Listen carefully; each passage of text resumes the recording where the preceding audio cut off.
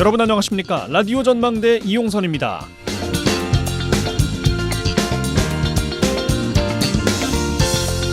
사상 첫 현직 대통령 부인을 피의자 자격으로 조사한 검찰에 대한 논란 증폭되고 있습니다. 검찰은 이원석 검찰총장에게 사전 보고 없이 대통령실이 지정한 제3의 장소에서 김건희 여사에 대한 의혹을 조사했는데, 어제 이원석 검찰총장이 강력한 유감을 표하면서 법 원칙을 지키지 못했다며 사과했습니다.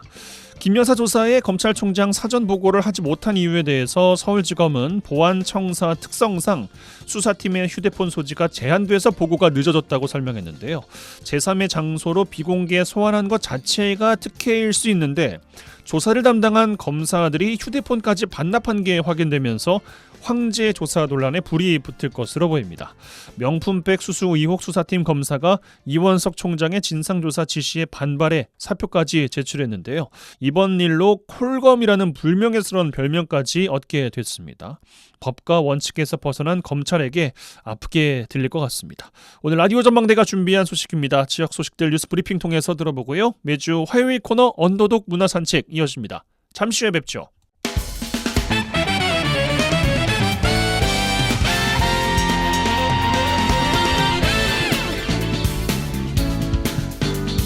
네, 7월 23일 화요일입니다. 라디오 전망대 시작합니다. 먼저 우리 지역 뉴스 정리해보죠. 뉴스 브리핑 빅터뉴스의 장봉현 기자와 함께합니다. 전화 연결돼 있어요. 안녕하십니까? 네, 안녕하세요. 장봉현입니다. 네, 첫 소식입니다. 광양에서 시작할 텐데, 광양시가 주민 반발에 부딪힌 황금동 폐기물 재활용 처리시설 건립에 제동을 걸었어요. 네, 그렇습니다. 광양시 환경과는 최근 폐기물 재활용 처리시설을 건립하려는 A산업이 신청한 사업장 폐기물 사업계획서에 대해서 부적합 통보를 했습니다. 광양시 해당 부서는 폐기물 처리 사업장을 허가할 경우 인근 아파트 단지와 지역 주민의 정주 환경 침해와 구봉산 관광단지 개발 등에도 악영향을 미칠 수 있다는 점을 부적합 이유로 들었는데요. A산업은 황금동 준공업지역의 대지 면적 23,840제곱미터, 그리고 지상 한 층 6개 동 규모의 폐기물 재활용 처리시설 건립을 추진하고 있거든요. 이 회사는 무기성 원유 등을 석분 등과 배합해 재활용 골재로 생산한다는 계획으로 하루 최대 200톤을 처리하는 것으로 알려졌습니다. 당초 해당 부지는 지난 2014년 공장으로 설립 승인을 받았었거든요. 그런데 최근 광양시의 폐기물 재활용 시설로 용도 변경 허가를 신청을 했습니다. 예, 주민분들의 반발도 당연히 클 것 같습니다. 네, 이런 소식이 알려지자 주민들은 소음, 먼지 등 환경오염을 유발하는 사업장을 허가해서는 안 된다 그러면서 지난 7일부터 광양시청 앞에서 농성을 벌여왔거든요. 고략동과 황길 주민들은 대규모 아파트 단지가 조성된 황금동 지역은 앞으로도 대규모 인구 유입이 예상이 되는데, 이렇게 공해 유발 시설이 들어서면 신도시 기능 상실과 인구 유입 저조, 또 대기 오염과 지역 관광사업 활성화에도 발목을 잡을 것이라고 우려를 했습니다. 그러면서 해당 시설 설치가 주민 건강권과 환경을 위협하기 때문에 광양시는 시설 건립을 즉각 중단하고 해당 부지가 일반 공업지역인 만큼 당초 인허가 받은 공장으로 허가를 해야 한다고 요구를 했고요. 실제 이 회사가 추진하는 폐기물 처리 공장과 인근 아파트는 직선거리로 1.2km 거리에 불과하거든요. 더욱 인근 황금산단에는 폐기물 매립장과 목질개 바이오매스 발전소 건립이 추진 중입니다. 이런 상황에서 재활용 처리시설까지 들어선다는 소식이 들리면서 주민들은 반발하고 있는 겁니다. 예. 그런데 광양시의 이번 부적합 통보가 해당 시설 건립 백지화가 된다는 의미는 아니거든요. 업체의 사업계획서 보완 등의 절차를 거쳐 광양시 허가과에서 불승인 여부를 결정을 하기 때문입니다. 또 이후에도 그 이후에 행정소송 등의 또 절차가 남아있기 때문에 앞으로는 계속 지켜봐야 될 문제입니다. 예, 알겠습니다. 여수로 가겠습니다. 정기명 여수시장이 2016 여수 세계 선박람회 주 행사장 변경을 검토한다고 이야기한 것과 관련해서 주민 반발이 커지고 있는데, 최근 여수시 의회 의장단이 또 제동을 걸었습니다. 네, 맞습니다. 여수시의회 의장단은 어제 입장문을 내고 세계 선박람회 주 행사장 위치를 놓고 정기명 시장의 오락가락 행보는 시민을 분열시키고 지역 갈등만 부추기는 것으로 큰 실망을 줬다고 질타를 했는데요. 앞서 정기명 여수시장은 지난달 27일 취임 2주년 기자회견에서 선박람회 주 행사장을 돌산 지모치구에서 2012 여수 세계박람회장으로 변경하는 것을 검토하고 있다고 밝힌 바가 있습니다. 당시 정 시장은 변경 검토 이유로 엑스포장이 갖추고 있는 기반시설의 그런 장점과 또 예산 절감 효과, 주 행사장으로 하려고 했던 그 지모지구의 교통 주차 문제, 물 빠짐 문제, 또 주변 환경 여건, 시설물 보존 관리 등의 단점 등을 거론했었거든요. 정 시장이 주 행사장을 변경하겠다 그런 소리가 들리자 돌산 지역 11개 자생단체로 구성된 여수 세계 선박람회 주재관 이전 돌산 주민 반대 추진위원회는 기자회견을 열고 여수시의 주 행사장 변경 검토를 성토하고 나서는 등 강력 반발을 했었죠. 그런데 여수시는 최근 시민 여론 등을 수렴한 결과 주 행사장을 여수 세계박람회장으로 변경하지 않고 기존에 계획된 진모지구에 마련하기로 했다고 변경 계획을 백지화를 했습니다. 예, 이런 걸 두고 오락가락 행정이라고 시의회 의장단이 비판한 거 아니겠습니까? 네, 그렇죠. 그래서 시의회는 최근 여수시는 선박람회 주 행사장 위치를 돌산 진모지구에서 박람회장으로 이전 변경하는 방안을 검토하며 원칙 없이 오락가락 행정을 펼치고 있는데 지금은 2년 앞으로 다가온 선박람회 성공적 개최를 위해서 그 시민 역량을 하나로 모으고 부족한 행사 예산을 정부의 요청에서 최대한 빠르고 많이 확보해야 될 시기라고 강조를 했습니다. 그럼에도 그 용역을 통해 이미 확정된 행사 장소의 변경을 검토하는 것은 지역 갈등만 부추기고 시민 의지만 꺾는 소모적인 행정이라면서 정 시장을 질타했습니다. 의장단은 행정의 신뢰성과 예측 가능성이 생명인데 행정부의 수장인 시장이 언론 인터뷰를 통해 정제되지 않는 말로 주 행사장 변경 가능성을 밝히고 다시 이를 번복하는 것은 스스로 행정의 신뢰를 무너뜨리는 행동이라고 비난을 했는데요. 또 정 시장뿐만 아니고 그 시장의 오락가락 행보를 바라만 보고 있는 여수시 공무원들도 무책임하다고 덧붙였습니다. 여수 세계선박람회는 2026년 9월 5일부터 11월 4일까지 여수 돌산읍 진모지구와 금오도, 개도 일원에서 섬 바다와 미래를 잇다라는 주제로 열릴 예정입니다. 예, 알겠습니다. 자, 다음 소식입니다. 전남 지역 학교 건축물 3곳 중 한 곳이 성면이 설치된 학교라고요? 네, 그렇습니다. 환경보건시민센터 등이 작성한 학교 성면 보고서를 보면 전남 지역 성면 학교 비율은 전체 861개가 학교가 있는데 이 중에 260개 학교, 즉 30.2% 학교가 성면 건축물이더라고요. 세 곳 중에 학교 세 곳 중 한 곳이 성면 학교로 전국 16개 지자체 중 6번째로 높은 수치입니다. 전국적으로 보니까 총 2,925개 초중고의 성면 건축물이 존재하는 것으로 나타났는데요. 여수의 경우는 초등학교 23개, 중학교 14개, 고등학교 8개 등 총 45개 학교에 성면 건축물이 남아있는 그런 상황입니다. 침묵의 살인자로 불리는 성면은 세계보건기구가 지정한 1급 발암물질로 인체에 유입되면 잠복기를 거쳐 폐암 등 각종 질병을 일으키는데요. 특히 청소년기에 성면에 노출이 될 경우 20대에서 40대 성면과 관련한 질환 발병 사례가 여러 발견되는 만큼 학교 성면은 철저히 관리돼야 한다는 지적입니다.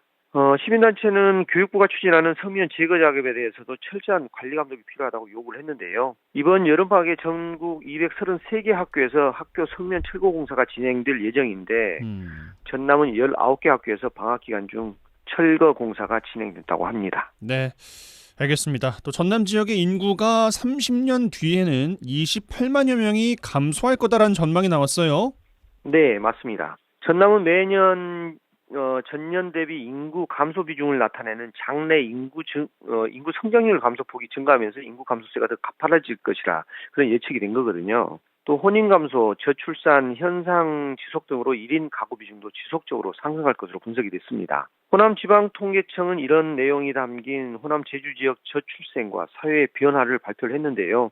이 자료를 보니까 전남 인구는 지난 2022년 177만 5천 명이었는데 2052년에는 149만 5천 명으로 30년 사이에 28만 명이 감소할 것으로 전망을 했습니다. 또 매년 낮아지는 합계 출산율 및 혼인율 등 저출산 현상이 지속되면서 인구 고령화도 가속화될 것으로 봤습니다. 전남 인구 중 유소년 인구 비중은 2052년 30에서 40%가량 줄어들 것으로 예측을 했는데요. 전남 유소년 비중은 2022년 11.1%였습니다. 그런데 30년 뒤에는 6.3%에 그칠 것으로 전망을 했습니다. 유소년 인구가 지역 인구 10명 중 1명꼴도 안 되는 셈인 거죠. 예, 그 말씀은 반대로 고령 인구는 많이 는다라는 거 아니겠습니까? 네, 맞습니다. 반면 같은 기간 고령 인구 비중은 2배 이상 늘어날 전망입니다. 전남 고령 인구 비중은 2022년 24.4%였거든요. 그런데 2052년 예상치는 49.6%로 전국에서 고령 인구 비중이 가장 높을 것으로 예상됐습니다. 1인 가구 상승세도 가파라질 전망인데요. 전남의 1인 가구 비중은 지난 2015년 기준 30.4%였는데 22년에는 36.1%로 대폭 늘어났습니다. 즉 1인 가구 증가폭 역시 계속 확대되고 있는 것으로 나타난 겁니다. 예, 알겠습니다. 뉴스브리핑 빅터뉴스의 장봉현 기자와 함께했어요. 고맙습니다. 네, 수고하셨습니다.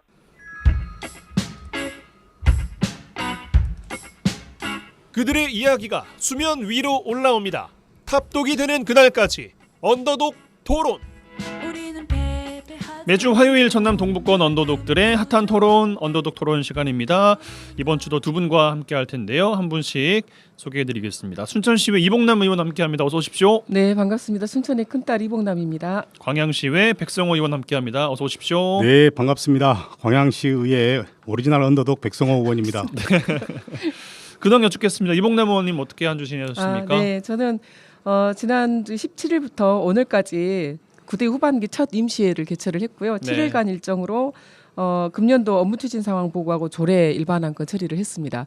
그리고 이제 오늘 본회의에서 특별위원회 3개 특별위원회를 이제 구성을 했는데요. 제가 그동안 이제 지방 소멸에 관한 관심도 많고 또 이와 관련해서 몇 차례 또 방송에서도 네, 또 주제로 다루기도 했고 앞으로 이제 순천시와 광양시가 전남에서 지방 소멸 위기 지역에서 좀 제외되기는 했지만 앞으로 지금 굉장히 지방 소멸의 위기에 지금 처해 있는 상황이잖아요. 한 끗 차이예요. 한 끗 네, 차이. 그래서 지방 소멸 위기 대응 특별위원회 구성 결의안을 지난주에 좀 제출을 했고 오늘 이제 특위 위원님들 9분으로 구성을 해서 제가 특위 또 위원장을 좀 맡게 됐습니다. 네. 그래서 앞으로 후반기에는 지방 소멸과 관련된 대응을 어떻게 좀 전략을 가져갈 것인가에 대해서 활발하게 활동을 좀 해보려고 합니다. 중책을 또 맡으셨네요. 많이 응원해 주시면 감사하겠습니다. 예, 알겠습니다. 백 의원님 어떻게 한 주 보내셨습니까? 네, 지난 16일부터 25일까지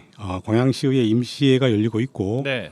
저도 이번에 지난 8대 때 2번이나 부결되었던 생활임금 조례도 발의하고 오늘 오후 3시에 시장을 상대로 시정 질문도 하고 이렇게 했습니다. 그런데 이 생활임금 관련해서 오늘 주제로 다룰 건데 이 의회에서 하고 집행기관에서 하고 의견들이 너무 부정적이어서 상당히 좀 걸림돌이 좀 되고 있습니다. 예. 그리고 지난번 이제 새로 입주하는 저희 지역구에 산유고원 아파트라는 데가 있습니다. 여기서 입주 예정자 협의회들이 요즘에 공동주택에서 입주 전에 사전 점검을 하고 하자 보수를 요청을 하는데 이것들이 잘 안 돼가지고 지금 여론에도 계속 나오고 있지 않습니까? 그래서 관련된 분들하고 같이 건축가를 방문해서 입주 전에 하자 보수가 다 완벽하게 처리될 수 있도록 해달라는 요구를 지금 하는 한 주를 보냈습니다. 예, 알겠습니다. 자, 주제로 좀 들어가 볼 텐데 세 가지 주제 오늘 지금 시간이 좀 빠듯하게 좀 써야 될 것 같습니다. 한 주제당 한 7분씩 정도 쓸 수 있을 것 같은데요. 발언 시간 좀 참고해 주시면서 말씀 주시면 좋겠습니다. 자, 제가 드릴 주제 바로 꺼내 보죠. 7말 8초 본격적인 휴가철입니다. 국토부 자료 보니까 이 기간에 1억 734만 명이 휴가로 위해서 이동한다고 합니다. 이때마다 나오는 것이 바가지 요금, 부당 상회행이죠. 제주도가 참 인기가 있었는데 최근에 5만 원짜리 해물 모듬 양이 너무 적어서 제주도 다시는 안 간다. 이런 여론이 일었다고 해요. 제주도뿐은 아니겠습니다. 우리 지역하면 관광으로도 유명한 또 지자체들 또 많이 있기 때문에 정부에서는 부당 상행위에 대한 고발 조치도 검토하고 있다고 해요. 오늘 지자체의 휴가지 물가 안정 대책 살펴보고 부족한 점도 짚어볼까 합니다. 이봉남 의원님 보니까 순천에서 단속 하련다 이런 또 보도 자료도 제가 봤거든요. 예. 먼저 이야기 주실까요? 네, 이미 보도 자료를 발표를 했고요. 예. 7월 1일부터 8월 말까지 2개월간 이 종합 상황실을 좀 운영을 하고 있더라고요. 이미 그래서 개인 서비스업이라든지 또 바가지 요금 신고센터 이런 데를 좀 운영을 이미 지금 하고 있고 네. 또 피서지 개인 서비스업 대상해서 관련된 이제 업종과 함께 간담회도 실시를 하고 있고요. 또 바가지 요금 근절, 물가 안정 집중 홍보, 또 착한 가격 업소 이용 많이 하자라고 하는 여러 가지 종합적인 대책을 지금 하고 있는데 뭐 제주에서 발생했었던 이런 바가지 요금과 관련해서는 아직 순천에서는 그런 현상은 아직 발생을 지금 안 하고 있는 것 같습니다. 그리고 선제적으로 이 휴가철 대비해서 물가 안정 방금 말씀드린 대로 종합반을 좀 대책반을 구성을 해서 운영을 하고 있어서 좀 전반적으로 뭐 읍면동과 관련 부서하고 잘 지금 준비를 좀 하고 있는 것 같습니다. 예, 알겠습니다. 백 의원님, 그 광양하면 또 대표 4대 계곡이 또 있잖아요. 네, 그렇습니다. 여기에서 좀 많이 좀 지켜보고 계실 것 같아요. 광양에서도. 그 예전처럼 4대 고격에서 그 밖에서 오는 관광객들에 대한 민원이 그렇게 이제 많지는 않은데 그래요. 그러나 특히나 이제 여름 휴가철에 같은 경우는 그 광양 4대 계곡을 찾는 분들이 굉장히 많습니다. 네. 여기에서 여러 가지 이제 민원들이 제기가 되고 있는데 방금 말씀하셨던 뭐 바가지 요금이라든지 또 뭐 평상 요금이라든지 자리세라고 예, 하는 예. 이런 부분에 대한 민원이 많이 있는데 그런 것을 근절하기 위해서 시에서는 뭐 4대 계곡 입구에 현수막도 붙이고 또 실제로 다니면서 상인들을 대상으로 해서 바가지 요금 근절을 위해서 같이 노력을 하자 이런 대대적인 지금 홍보도 하고 있는 중이기는 합니다. 그러나 실제 저는 이 상인들이 자각의 목소리가 좀 필요하다. 본인들이 올해만 장사하고 말 게 아니고 내년에도 해야 되고 후내년에도 해야 되고 계속 그 자리에서 장사를 해야 될 것 같으면 정말 이 바가지 요금으로 인한 관광객들이 줄어들 거에 대한 고민도 해야 되고 정상적인 요금을 받으면서 관광객이 계속 늘어날 수 있게끔 하는 이런 문화를 만들어야 되는데 내가 올해만 장사하고 말 거 아니기 때문에 그런 자성의 노력들이 좀 필요하지 않겠냐 이런 생각이 듭니다. 네. 알겠습니다. 뭐 성수기라는 것을 무시할 수는 없어요. 뭐 수요 공급 법칙에 따라서 뭐 이루어지는 자연스러운 현상이라고도 할 수 있겠습니다만 그 백 의원님 말씀 주신 것처럼 진짜 1년 하고 말 건 아니니까 한철 장사라는 말을 근데 그 여행객들은 진짜 별로 싫어한다는 제가 기사를 좀 본 적이 있거든요. 아니 우리는 1년 내내 일해가지고 지금 휴가 한번 오는 건데 왜 여기 있는 상인분들은 한철에 다 보러 가려고 하는 것이냐.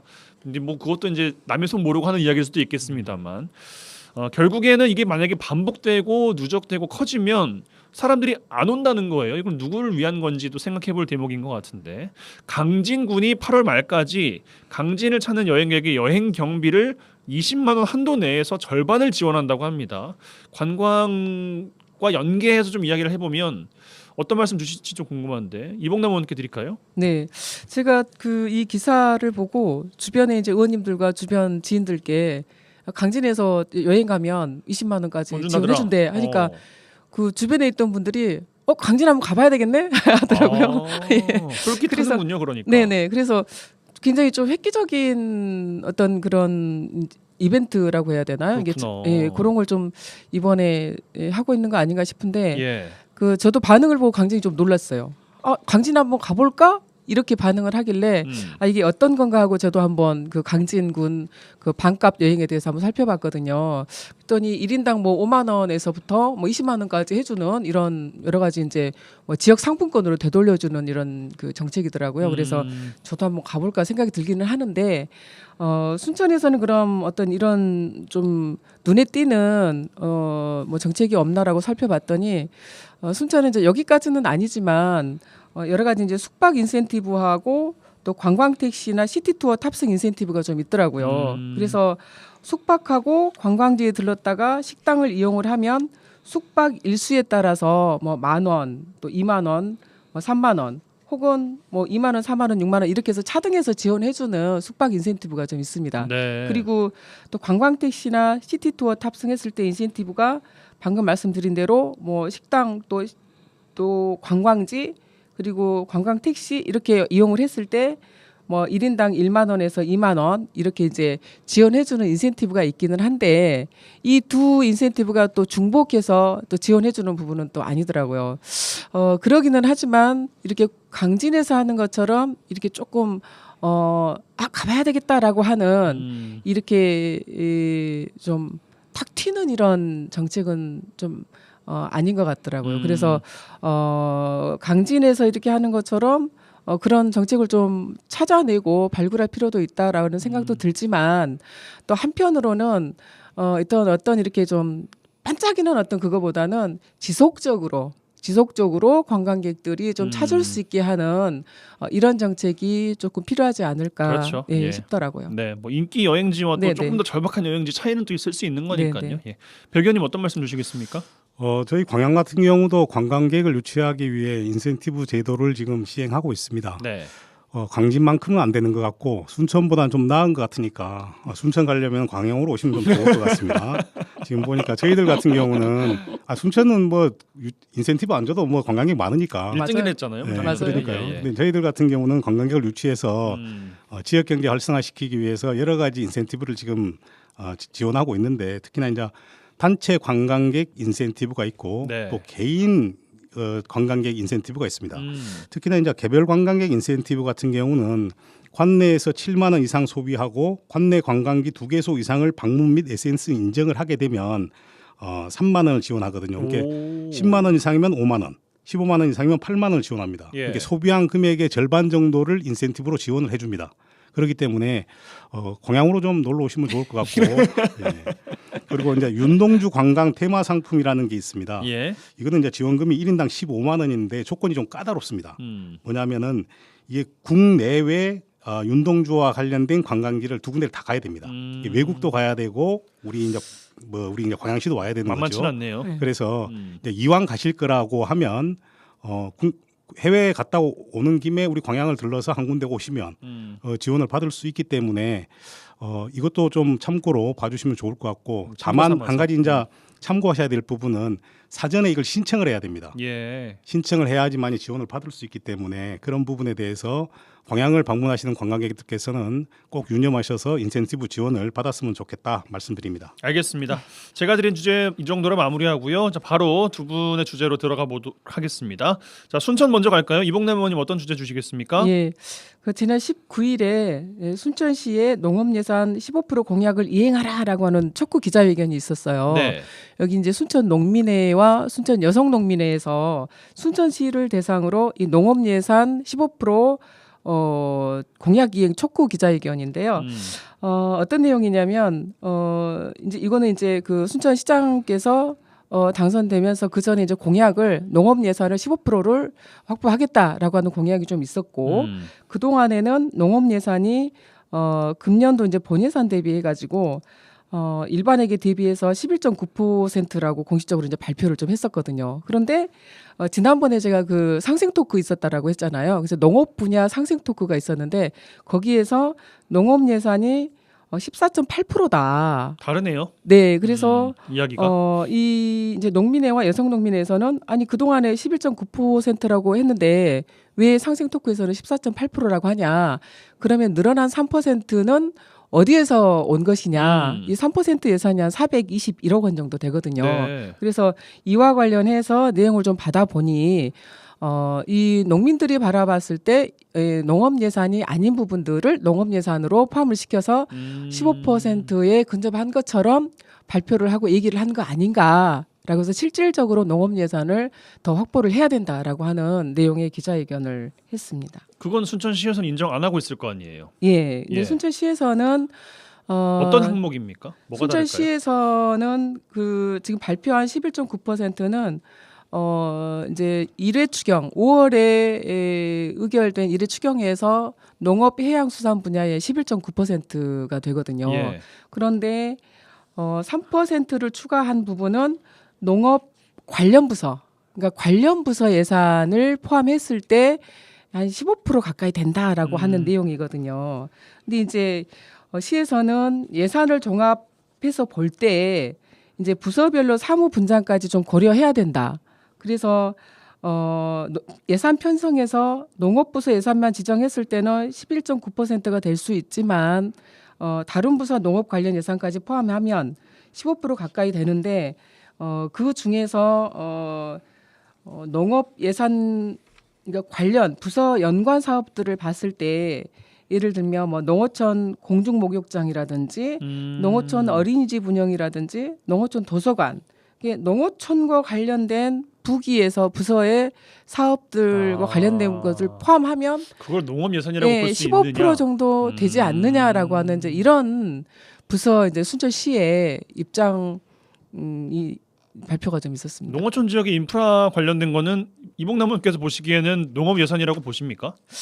그거는 농업 예산이라고 엄밀히 따지기에는 농업 예산이라고 볼 수가 없죠. 예를 들면 농업 예산이라고 하면 네. 실제 농촌에 살고 있는 농민들의 소득 증대, 그러니까 소득을 좀 높여주는 것과 또 농민들의 삶의 질 향상을 가져오는 이런 사업들을 농업 예산이라고 이제 실질적인 농업 예산이라고 볼 수가 있거든요. 그러니까 그냥 흔히 딱 말해서 그냥 돈이 되는. 그렇죠. 예. 그래서 이제 특히 이제 농민회와 여성 농민회에서 얘기하는 농업 예산은 어떤 것들을 얘기를 하느냐라고 해서 확대를 좀 증액을 해달라고 요구하는 분야의 농업 예산은 네.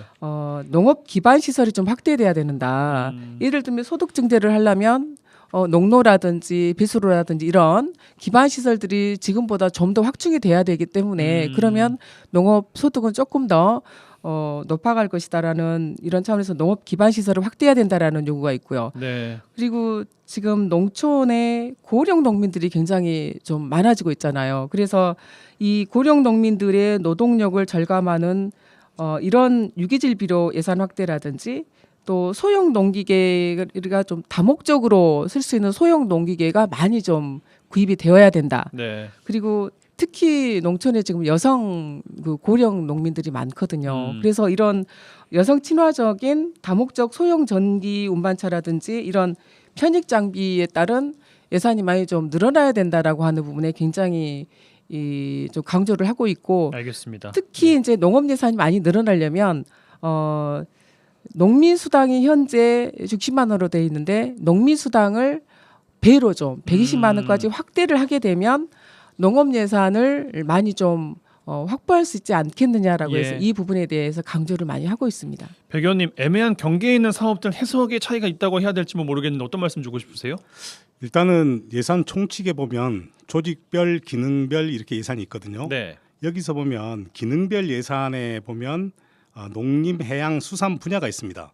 근데 여기도 또 다시 세분화되는데 농업, 농촌이 있고 임업 3촌이 있고 해양, 수산, 어촌이 있습니다. 예. 근데 우리가 쉽게 말하는 그러면 농업 예산은 어떤 거냐? 제가 봐서는 여기서 농업이라 하면은 농업과 임업을 다 포함을 합니다. 그렇기 때문에 농림, 해양, 수산 분야 중에서 해양, 수산, 어촌 분야를 제외한 나머지가 농업 예산이다 이렇게 보여지고 실제 순천시의 2024년도 본예산 전체를 놓고 봤을 때 아까 분야별 예산은 실제 뭐 전체 예산의 10.37%이고 농업 농촌 분야는 1,233억 원으로 8.66%밖에 안 됩니다.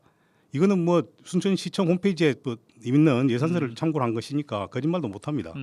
그리고 일반회계 기준에서도 보면은 실제 농민단체에서 이야기했던 수준보다 훨씬 더 낮은 비율의 지금 농업 예산이 편성되고 있습니다. 그래서 기능별 예산에서 파악된 농업 예산을 가지고 이야기하는 것이 바람직하다. 저는 알겠습니다. 이렇게 봅니다. 이봉남님께 20초 드리고 마무리해야 될 것 같은데 그 상생 토크라는 것이 홍보하기로는 뒤에 뭐 마무리도 잘 하고 이야기도 잘 더 나누고 협의하고 결과 네, 보고까지 네. 하겠다는 거잖아요. 순천시 어떤 반응입니까? 네, 이 사안 관련해서 지금 이제 이번 업무 보고에서도 순천 이제 관련 농업 농정혁신국에서는 이 농업 예산에 대해서 계속적으로 반영하고 확대하기 위해서 노력하고 있다라고 하는 이제 이런 이제 원론적인 이제 보고는 했어요. 네. 그런데 이제 제가 봤을 때는 이걸 충분히 지금 농업 쪽에 농업 현장을 봤을 때 그 농민회와 여성 농민회에서 요구하지 않아도 농민 수당의 어떤 증액 문제라든지 여러 가지 농기계와 관련된 부분이라든지 고령 농민들에 대한 어떤 고려하지 않는 게 좀 아쉽다. 예, 그런 부분을 충분히 지금 배려할 수 있고 반영할 수 있거든요. 그래서 알겠습니다. 이렇게 서로 옥신각신 이렇게 다툴 일은 아닌 것 같더라고요. 네. 네. 이 정도로 정리하고 광양으로 가겠습니다. 백 의원님 주제 주시죠. 네, 아까 근황 토크에서도 말씀드렸듯이 자치단체에서 지금 생활임금 조례를 제정해서 시에서 직접 간접 고용한 기간제 근로자들의 임금을 올려주고 있는 데가 굉장히 많이 있습니다. 네. 그런데 이번에 제가 저도 우리 광양시에서 직간접 고용된 기간제 근로자들의 임금을 좀 올려주기 위해서 생활임금 조례를 발의를 했습니다. 위원회에서 일단은 여러 가지 이유를 들어서 지금 보류를 한 상태이고 오늘 제가 따끈따끈하게 3시에 시장을 상대로 해서 시정 질문을 했는데 네. 반대한다라고 공식적으로 입장을 발표를 했습니다. 그래서 시나 의회에서는 시민들의 임금 인상이나 근로조건 개선을 위해서 다 노력해야 되는데 그중에서도 직접 간접 고용하신 분들 같은 경우는 우리가 임금 인상을 충분히 할 수 있는 여건이 됨에도 불구하고 이렇게 다 반대를 하는 이유와 관련해서 저하고 내구조가 좀 다른 거 아닌가 그죠. 네, 이런 생각이 좀 들었습니다. 네. 그래서 오늘 주제를 한번 정해봤습니다. 뭐 반대하시는 이유는 지자체의 곳간이 그렇게 넉넉하지 않다라는 이유 때문 아니겠습니까? 아니 근데 이제 더 있었어요? 지금 보면은 우리 시에 직간접된 고용된 기간제 근로자 한 1,000명 정도 대상을 보고 네. 그 중에서 우리가 최저임금을 받지만 생활임금 얼마로 결정될지 모르지만 그 이하로 받는 분들에게 생활임금을 지급한다고 가정을 했을 때 한 10억에서 20억 정도 예산이 소요될 걸로 추가로요. 예상이 됩니다. 예상이 되는데 지금 그 외에 나머지 것들 보면 지난번에 지금 확정된 건 아니지만 대학생들 뭐 전액 장학금 지급하겠다라고 하는 건 뭐 60억 들여서 하겠다. 어디 여기저기 그 기반 시설 조성할 때 보면은 뭐 작게는 뭐 수십억에서 수백억까지 들어가는 사업들도 많이 있고 뭐 순천대학교 뭐 첨단 소재 연구센터 하는데 그것도 땅 부지 사는데 40억 출연하겠다라고 지금 그러고 있거든요. 그런데 정작 직접 간접 고용된 시민들의 임금 인상과 관련해서는 반대하는 이유를 잘 모르겠습니다. 뭐 말로는 그렇게 얘기를 합니다. 일단은 이것이 최저임금을 무력화시킨다. 최저임금을 무력화시킨다. 무력화시킨다. 오늘 시장도 답변을 그렇게 하던데요. 예. 그래서 최저임금법은 최저임금을 주라는 게 아니고 최저임금 이상을 주라고 하는 것이 최저임금법이다. 그 정도는 맞춰야 된다라는 것 아닌가? 최하 수준을 그러니까요. 얘기하는 것이죠. 최저시급이니까. 네. 그리고 그 민간 영역에서 최저임금도 못 받고 일하는 사람들이 너무 많다라고 하면서 정작 그분들을 이제 빗대가고 핑계를 대서 시청에 있는 사람들은 고용이 안정돼 있으니 돈을 더 주는 것이 이게 좀 문제되지 않냐 반대한다 이런 식의 이야기를 하고 그 근거로 따지는 것이 또 한 가지가 뭐 지방 자치단체에 보면은 재정 자립도라는 거 있지 않습니까? 네. 그 재정 자립도가 약화된다 이런 얘기를 해서 아니 재정 자립도는 전체 예산에서 수입이 얼마인가를 판단하는 것이 재정 자립도이지 어떤 사업을 한다고 해서 재정 자립도가 약화되는 것은 전혀 근거 없는 얘기다. 저는 나름대로 논리를 개발해서 반박을 했지만 네. 아직까지는 이게 뭐 의회 문턱도 못 넘어가고 있고 시장은 오늘 시정 질문에서 아예 반대한다고 공식적으로 입장을 밝혀서 아마 의회 문턱을 넘어가서 집행부로 넘어가게 되면 제의 요구할 수도 있겠다. 오늘 답변 보니까는 뭐 거부권 충분히 행사할 수도 있겠다. 예. 라는 생각은 들었습니다. 이봉래모님 순천의 생활임금 관련해서 어떤 말씀 주고 싶으세요? 네, 순천에도 조례는 제정이 좀 되어 있어요. 네. 2018년에 제정이 됐는데 순천도 아직 생활임금 시행이 안 되고 있습니다. 이제 이 부분 관련해서 의회에서 업무 보고 때 또 행정사무감사 때 항상 생활임금 시행 여부와 관련해서 짚었었고 또 시정 질문에도 이제 또 다른 의원님께서 또 시정 질문을 했는데 네. 아직 순천시도 방금 백성호 의원님 말씀하신 것처럼 비슷한 사유로 계속 지금 핑계를 좀 대고 있고 추진을 지금 안 하고 있어요. 네. 근데 제가 그 살펴보니까 전남에서 지금 5개 지역에서 시행을 하고 있거든요.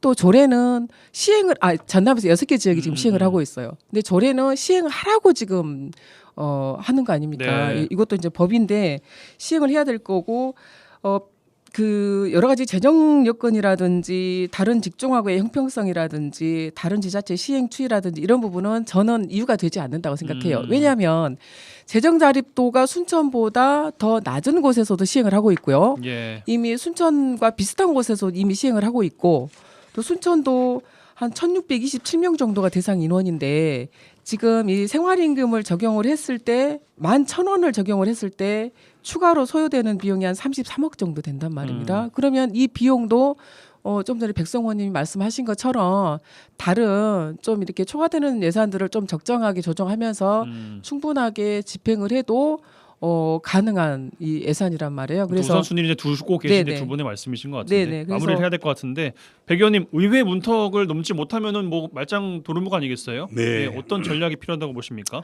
저희들이 8월에는 회기가 없고 9월에 회기가 있습니다. 20초 드리겠습니다. 예, 지금 보류되어 있는데 해당 상임위 의원들을 쫓아다니면서 이 생활임금 제도가 꼭 필요하다. 기간제 하시는 분들이 정말 내 자녀들이고 내 친인척이라고 하면 정말 이 돈 가지고 최저 생계할 수 있겠냐. 조금이라도 나은 삶을 살 수 있도록 우리가 생활임금 제도를 반드시 도입하자라고 계속 제가 설득을 해보겠습니다. 알겠습니다. 순천시의 이봉남 의원, 광양시의 백성호 의원 두 분과 함께했어요. 두 분 고맙습니다. 네, 수고하셨습니다. 감사합니다. MBC 라디오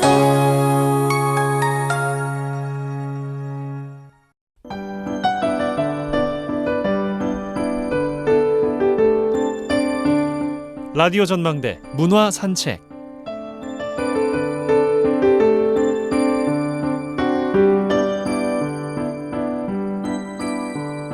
네, 문화 산책 시간입니다. 김지연 리포터 나와 계세요. 어서 오십시오. 안녕하세요. 예, 이번 주에 어떤 분 만나볼까요? 네, 다양한 자리의 중심에서 주제곡을 들려주는 분이 있습니다. 네, 작곡가로는 연희, 의상 디자이너로는 김지연 씨 이야기인데요. 김지연 씨요. 네, 저하고 이름이 동명이인이네요. 굉장히 반갑더라고요. 예.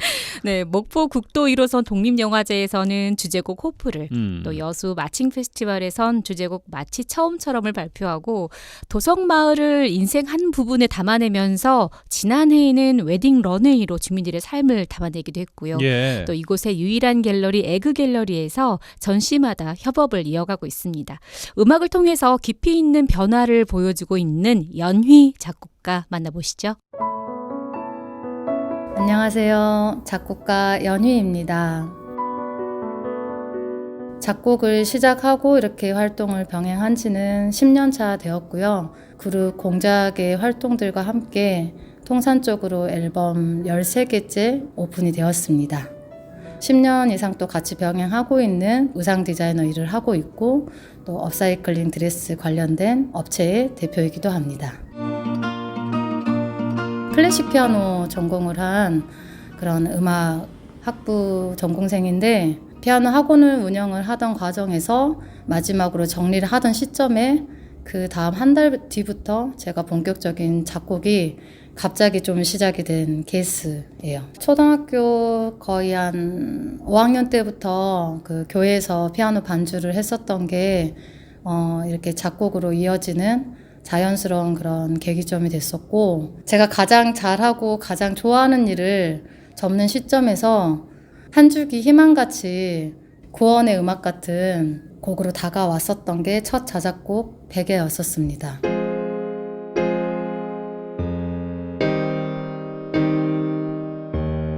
그때 학교를 졸업을 하면서 의상 전문 학원을 부산으로 다녔었거든요. 일단 내가 제일 잘할 수 있는 일이 접어진 시점에서 내가 하고 싶은 일을 한 번 더 해봐야겠다는 생각이 들어가지고 우리 업계에 뛰어들었어요. 근데 이제 그 한 달이라는 그 시간 속에서 너무나 한 10시간 가까이 업계 안에서 갇혀 있으면서 고된 그런 하루하루를 보내고 있었거든요. 근데 오히려 하지 말라고 하면 더 하고 싶잖아요. 청개구리 같이. 잠들기 전에 5분 하고 그 다음 아침에 일어나서 5분.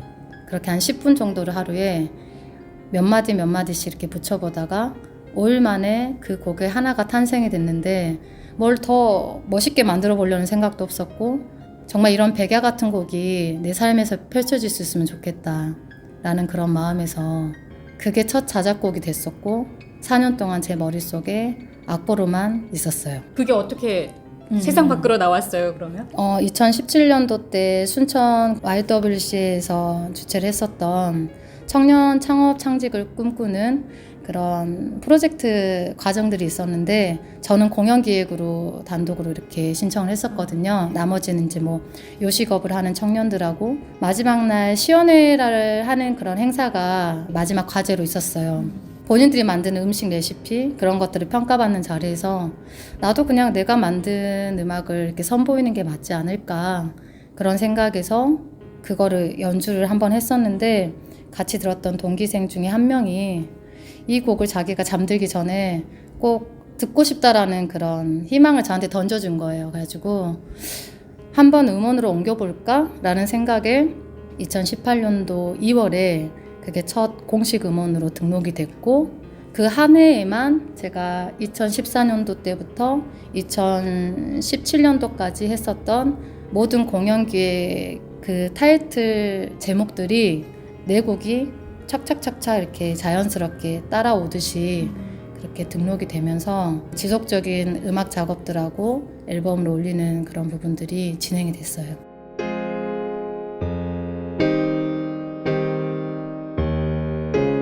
음악을 만드는 것도 의상 디자이너도 창작을 하는 네. 거고 내 머릿속에 있는 걸 끄집어내는 스타일의 사람이었던 것 같아요.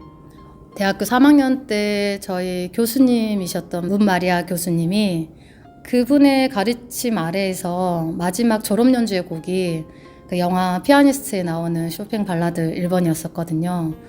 왜 이 곡을 선택을 했니라는 질문에 교수님 해주셨던 그 말이 되게 자극이 됐었거든요.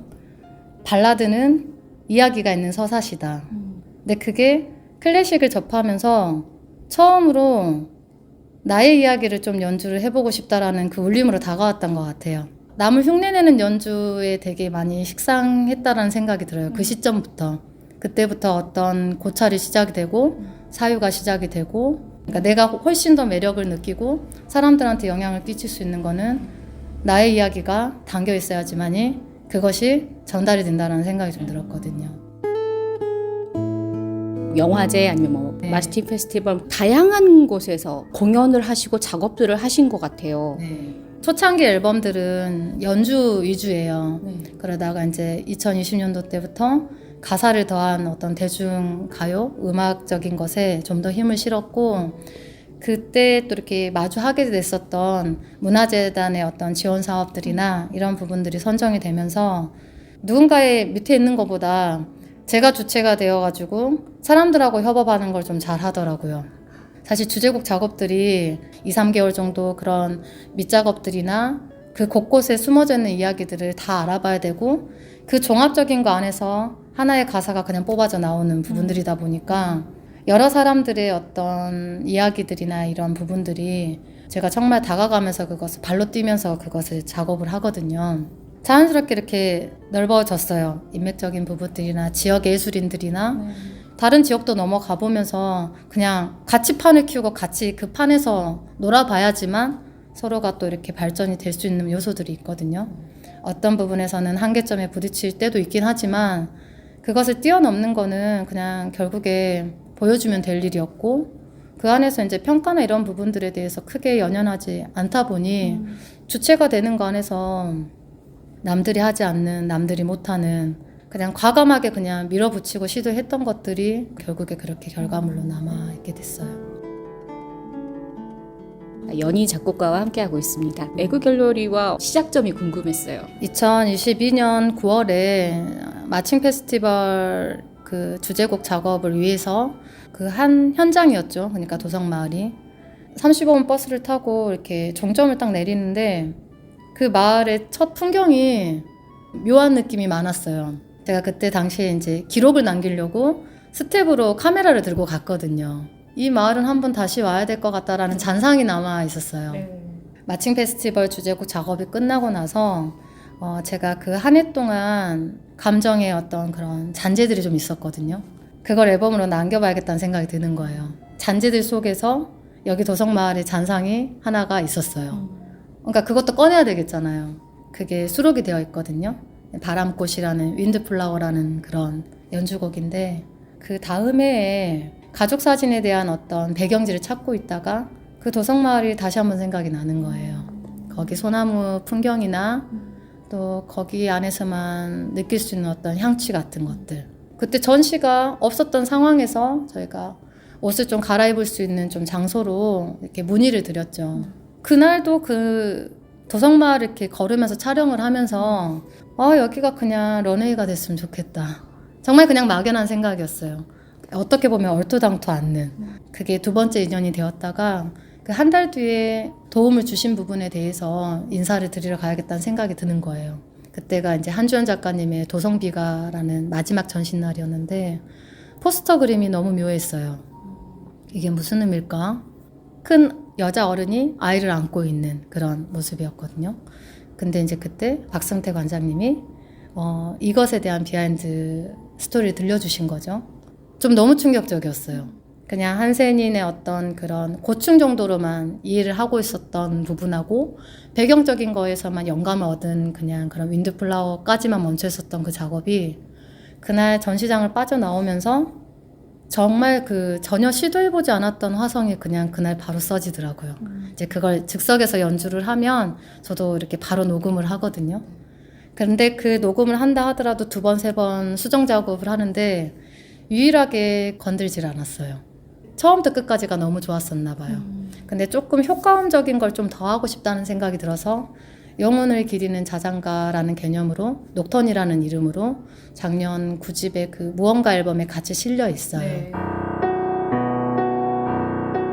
그리고 나서 그 해에 박선태 작가님의 그런 무언가 전시전 부분 주제곡 또 바로 그 다음 달 정말로 그 런웨이를 또 실행을 하게 되고 정말 보수도 줄 수 없었던 그런 인력들이 10몇 명이 붙어주고 도성마을 주민들이 자원을 해서 모델을 네. 신청을 해주셔가지고 도성 런웨이가 완성이 됐었어요. 그냥 해야 되는 일이어서 앞으로 가는 것 같아요. 이게 좀 더 발전적인 부분들하고 깊이가 있어야 되겠잖아요. 그러면 이건 국내만의 이야기는 아닐 수도 있겠다. 2달 뒤에 가보자. 그래, 우리나라에서 한센인의 역사와 연결되는 지점 일본을 또 가봐야겠다. 저는 궁금하면 무조건 끝까지 해봐야 되는 스타일이어가지고 그것에 대한 것들을 이제 또 펼쳐나가려면 정말 공을 많이 들여야 된다는 생각을 해요. 그 역사에 대한 A라는 생각이 들어요. 길을 걸어요. 자연스럽게 과하지 않고 있는 그대로 하다 보면 즐겨가면서 갈 수 있지 않을까. 지금은 이제 좀 즐길 타임인 것 같아요. 좀 더 본격적으로. 앞으로 이렇게 꾸준히 관심을 가져주시면 더 좋은 프로젝트들하고 어떤 작업들로 계속 인사를 드릴 수 있을 것 같아요. 저 또한. 감사합니다. 어쩐지